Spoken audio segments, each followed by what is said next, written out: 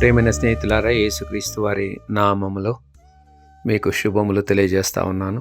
సామెతలు గ్రంథం 11వ అధ్యాయానికి రండి. 17వ వచనంలో రాయబడిన మాటను చదువుతున్నాను, గమనించండి. దయగలవాడు తనకే మేలు చేసుకొనును.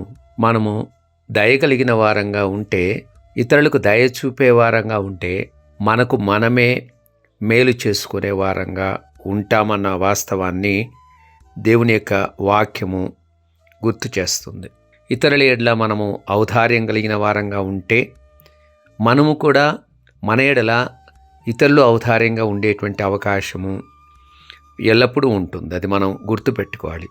ఇదే అధ్యాయము 25వ వచనములో నీళ్లు పోయేవానికి నీళ్లు పోయబడును అన్న మాట వాక్యంలో రాయబడి ఉంది. అంటే మనము ఇతరులకు ఏదైనా మేలు చేస్తే, లేక ఇతరుల యొక్క జీవితాలకి ఉపకరించేటువంటి పనులు చేస్తే, వారికి సహాయం చేయగలిగితే, వారి ఎడల మనం దయ చూపగలిగితే, మనకు మనమే మేలు చేసుకునే వాళ్ళంగా ఉంటాం.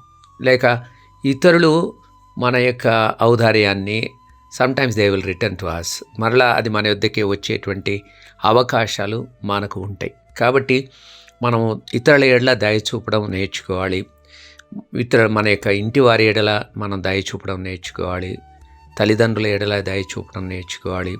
పిల్లల ఎడల దయ చూపడం నేర్చుకోవాలి. మన యొక్క బంధువుల ఎడల దయ చూపడం నేర్చుకోవాలి. ఇరుగు పొరుగు వారి ఎడల దయ చూపడం నేర్చుకోవాలి.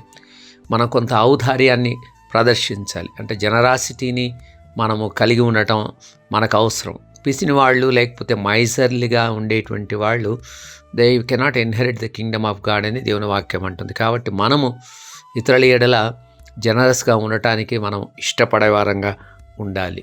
నీళ్లు పోస్తే మనకు కూడా దేవుడు నీళ్లు పోసేటువంటి అవకాశాన్ని దేవుడు కలగజేసేవాడుగా ఉంటాం. మనం కూడా పుష్టి ఉండేటువంటి వారంగా ఉంటాం.